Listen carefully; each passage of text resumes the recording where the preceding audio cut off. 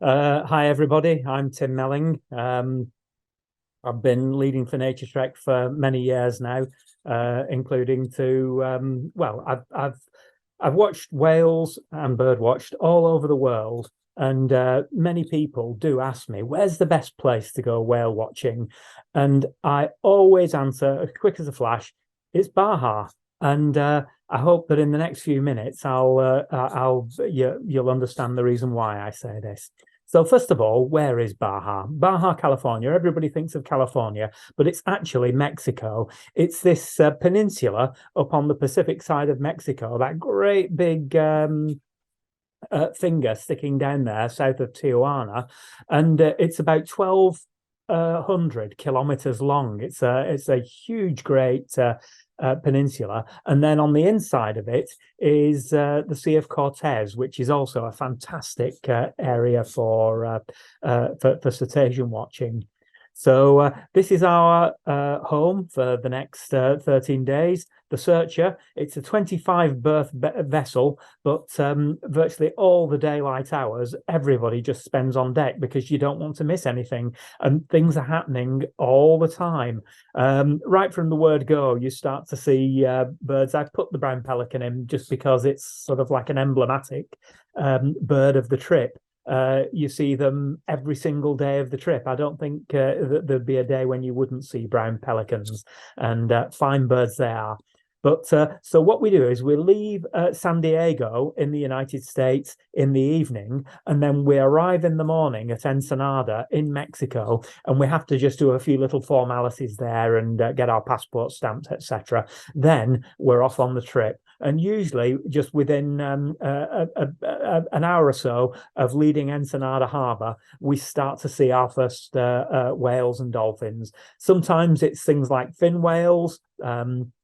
Which, as everybody's been saying, is the second largest whale on the planet. They have quite a tall dorsal fin, but they always have that smooth ski slope going up to the fin there. And if you look in the books, it says, "Oh, the way you identify a fin whale is because it's got a white lip on its right side." And you think, well, how on earth are you likely to see something like that? But in Baja, because you're on the boat and you can do whatever you want on the boat, we can actually align ourselves up onto the right side of the boat and check that it does indeed have a white lower lip. And if you really want, you can go and have a look at the other side and see that it's dark. So it's, you do get extraordinary views. And this is a fin whale coming up right next to the boat on the Baja trip. And not every trip, but sometimes you bump into pilot whales, which are always gregarious. You get lots of them together, and they do things like spy hop and tail splash. And I managed to get both of them doing the same thing at the same time here. So, and dolphins as well. These are what people used to call long-beaked common dolphins. Long-beaked common dolphin is the one that doesn't occur in Europe, and they've got populations all around the world. But when people have done their DNA tests on them, they've found that they're not a uniform species, that their DNA is closest to the nearest population of short-beaked common dolphins. So they've decided now a common dolphin's a common dolphin. Some of them have got long beaks, some of them have got short beaks, but these happen to be the longer beaks, the streamlined ones that you get in the tropics. So birds are a real feature of the trip as well. This is a sooty shearwater, which you see around the coast of Britain, if you're lucky. But they're a species that breeds in the southern hemisphere, all around the Falkland Islands, in fact, and New Zealand. And then they move north for their winter, which is our summer. So you get them all off the coast of Baja when we do the trip there.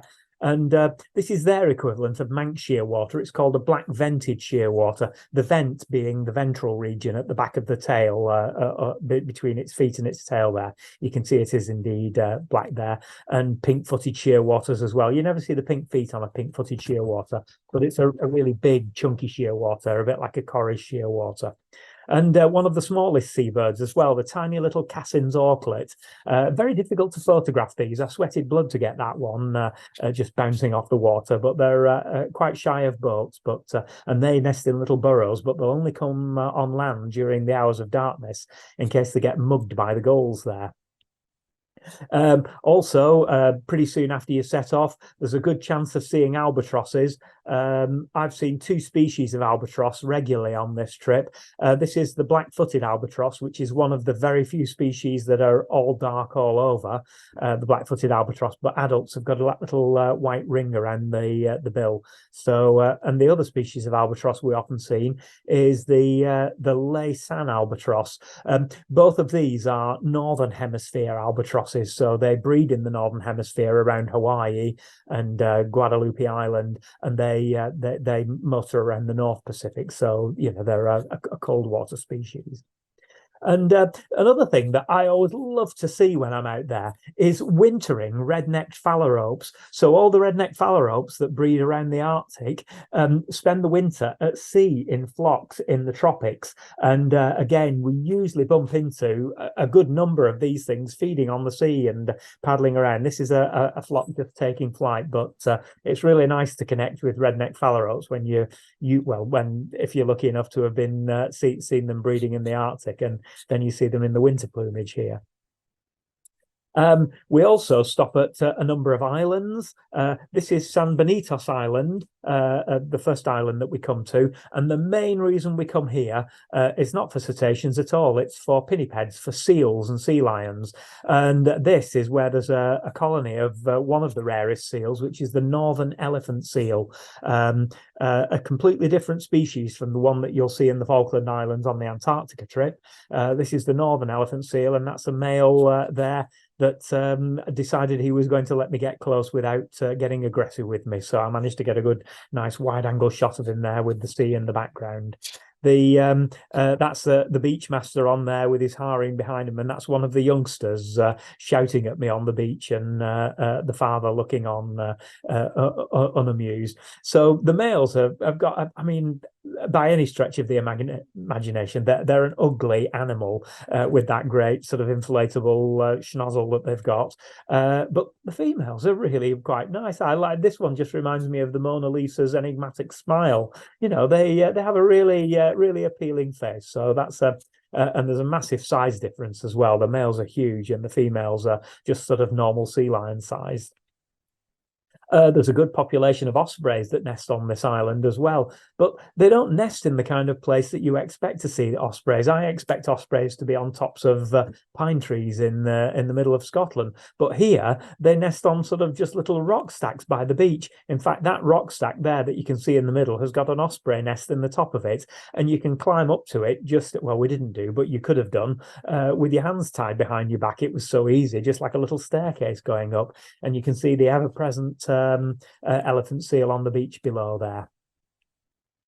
San Benito is also the place where you get the San Benito sparrow, which has recently been split from the savanna sparrow, and it's now a unique species that only occurs on San Benitos Island. Fortunately, they're quite common and easy to photograph as well, so I took this one when I was there last March on the islands.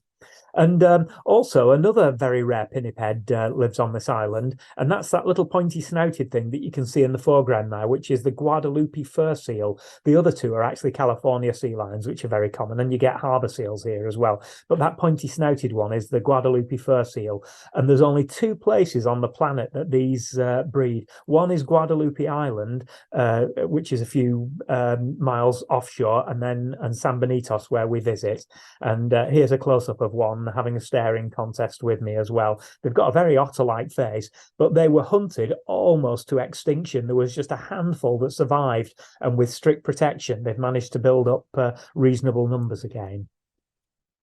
You also get wading birds. Because it's rocky shores there, you tend to get rocky shore wading birds. So things like black turnstone, which is such a feature of the Pacific coast of America, and wandering tattler as well. They breed in Alaska, but they winter over rocky shores all down the west coast of America and Mexico as well. So there's a wandering tattler, very unusual, and the whole of the bird is grey, including the rump and the wings. They don't have big broad wing bars or tail bands or anything like that. That's the wandering tattler. And then we leave San Benitos and we start enjoying the sunshine and looking out for the next thing to enjoy. And again on the last trip, that's San Benitos Island in the background where we visited for the elephant seals, and just south of there we came across a super pod of thousands of dolphins. It's really difficult to get them all at once because they're jumping out of the water in waves and they're all surrounding the boat. But this sort of gives you a bit of a feel for what it's like with the dolphins just leaping all the time. And I think there's one of these little rules of thumbs that for every dolphin you see above the surface, there's another 3 below the surface that you can't see at any one time. So I think the people who are very experienced at counting dolphins and things reckon that there were about 5,000 dolphins in this pod completely surrounding the boat here. But really exciting all the time. And so this is a wide angle shot, just giving you to show you what it's like when the ocean is bubbling with dolphins. But you also can get really nice close views of them as well, because they perform for you. They leap and let you take good photographs of them. So this one I actually took from the boat. That's through the surface of the water. It was so glassy clear. It looks like it's an airbrush poster, doesn't it? But that was just me photographing the surface of the sea with a pod of dolphins swimming below it. So sometimes it's a little bit choppy, sometimes it's fine. Those were all common dolphins, and these are bottlenose dolphins, which are even more acrobatic and show-offy. This is a couple of them just alongside the boat, but sometimes they do the real dolphinarian thing with 3 of them leaping at once like a firework out of the water.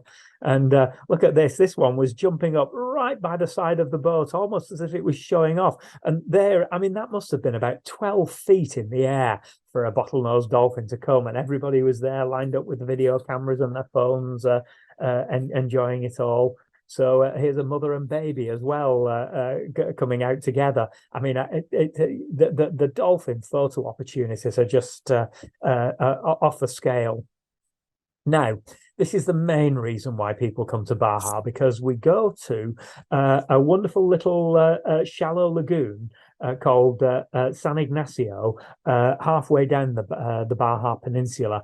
And this is one of the few lagoons where the population of grey whales comes in the winter, and they come here for 2 reasons. One is to breed, and one to mate, and one is to give birth, because the gestation period is about 13 months. So it all ties in very nicely with the grey whales calendar. And the reason why they have to come all this way from Alaska, which is where they spend the summer feeding, is because when the babies are born, they don't have a layer of blubber, so they need to come down to somewhere where the water's warm and they can feed on their mother's milk, and then the babies start to put on weight. And as soon as they start to do that, then they leave the lagoons and start heading north again and hug the coast. And that's one of the crew having a conversation with a grey whale just off the side of the ship there. Now, there really are hundreds of grey whales in this lagoon. It's quite a big lagoon, as you can see here. That's sort of just one side of it, and we're in the middle of it. But and we never actually go into the back half of the lagoon, because that's sort of like the no-go area for boats. So if the whales do get fed up with people, they've got somewhere to go where they can go without hassle. But the whales never seem to want to do that. They seem to actively seek out boats to come to them. So this is one that's sort of spy hopping right next to our boat. When you can actually look a wild whale in the eye, it really is a sort of a deeply moving experience. So we go out on the locals come with the pangas, as they call them, these little boats, and we go out in small groups out into the lagoon to go and look and see if we can find a friendly whale, which usually isn't that difficult. And it's often the youngsters that are friendly. They only started coming to boats in 1976. And when they first started doing it, the researchers who were observing them thought, oh, we're interfering with them. And they moved the boat back. And then they found that the whale was coming again and coming up to say hello. And, even opening their mouth and letting you scratch their tongue and things like that. And again, it's particularly the babies that let you do it. And this is a baby coming over to the boat to see people. And you look at this next photograph and tell me that this whale isn't enjoying it. Look at that. It sort of closes its eyes, puts its fin back, and it's just like a dog wanting to be stroked. It's just, loving the attention. And when it's done one side of the boat, it will often go underneath the boat and come and say hello to everybody on the other side. And there was once when I was there in March, and the boatmen had tied up their pangas at the back of our boat so they could have some breakfast. And there was a baby whale that had seen the pangas tied up at the boat, and it kept putting its head over the water looking for the people and say, oh, where's everybody that makes a fuss of me? And as soon as we got in the boat, the whale was just with us and just stayed with us for hours. It just did not want to leave there. I borrowed my daughter's GoPro camera before I went. I'd never used it before, and plunged it in the water and got some amazing photographs of the whales actually underwater. This is a baby whale, and a GoPro has something like a 4mm lens, so it's ultra wide angle, so you can see how close I am. And then when it came up again, I managed to take a fisheye type view of a whale above the water, but those were all taken with my daughter's GoPro camera. So, and it's a shallow lagoon, and you'd think, well, whales are going to need a bit of depth before they actually breach. But no, they breach, they fluke, they do all the things that normal whales do in deep water. But you can actually get them doing it in the lagoon. And here's a breaching grey whale right next to the boat here. San Ignacio also has got mangrove swamps around the edge of it, and usually before we leave the whales, we give them a bit of respite from us, and we go and have a look in the mangroves. And this was on a lovely day when we were getting all the reflections, but it's absolutely full of wading birds and herons, full of water birds. You get clapper rails, all sorts of things. This happens to be a reddish egret, but you get tricolored herons, and that's a black-crowned night heron, but yellow-crowned night heron as well, and the wading bird. Oh, that's the mangrove warbler, again, which is quite an elusive and sought-after species, but we seem to have no problem at all seeing them. So this is at low tide, and this one's scampering around on the salty roots of a mangrove swamp, very closely related to yellow warbler, but they've got that rusty head, and they only occur in mangroves, and they're non-migratory. They live there year-round. So this is a long-billed curlew, even longer billed than British curlews, and with that lovely cinnamon colour, and a willet with its zebra crossing wings as well, two for the price of one there. And this is a Hudsonian wimbrel just about to take flight. It's been split as a species from the Eurasian wimbrel now because it lacks a white rump. It's completely brown all over the back there. And belted kingfishers as well. They inhabit the mangroves. Mangroves are breeding grounds for fish. So because there's lots of fish there, you get lots of things that feed on fish. And including terns as well. We get Caspian terns. This happens to be a royal tern, but we also get elegant terns there. It's just full of things feeding. Then we have to leave San Ignacio Lagoon, and we start heading south into the really warm waters. And here we've got all of the frigate birds over landing on that's a shrimp boat, but they land on the boat because if they land on the water, they can't take off because they've not got webbed feet. So that's the only place they can land is on the boat. So you often get good views of these things. That's a Nazca booby, which is the recent split from masked booby with its white tail and orangey beak. Red-billed tropic bird as well. Green turtles we get, and we see lots of ocean sunfish, which is the largest bony fish in the world. Sarah showed you the largest elasmobranch, the cartilaginous fish, the whale shark. This is the bony fish. And then we head down to the south of Baja, where we've got the humpback whale breeding grounds. This was somebody took this photograph of the back of my head with a humpback whale just going down right next to the boat. But sometimes they flip a flop, sometimes they tail splash, Sometimes they sort of just do the humpback and fluke right next to the boat. Oh, sorry. And sometimes they come right out of the water and give you a lunge. And then you get these spectacular breaches as well. These were all taken just from the searcher in March of this year. There's another breach, and that's a baby doing a breach as well. That was a little baby accompanying its mother that decided to do a breach as well. Manta rays as well. We often see lots of those once we go around the corner into the Sea of Cortez, and sometimes they do jumps for us as well. It's contagious. When one of them jumps, you get dozens of them all jumping at once, but they don't do that all the time. Hammerhead sharks, and there is a place where we can swim with whale sharks down there as well, but they have to make sure that the population is strong enough, that the numbers are built up enough before they'll let you in. So it's not a given, but it's something that is on the cards that we hope to do when we go down to the Sea of Cortez. We sometimes land on the little islands there where we see an array of birds like the roadrunner and cardinals, and that's Scots and hooded orioles together, Costa's hummingbird and the endemic Xantu's hummingbird. And if we're really lucky, in the wetlands down there, we see Belding's yellowthroat, which is one of the most range-restricted and rarest birds on the planet. A fantastic bird there. We go to a little place in the Sea of Cortez called Los Islotes, which is where we get a chance to, we see boobies there. This is the blue-footed booby and brown boobies, which both breed on the rock there.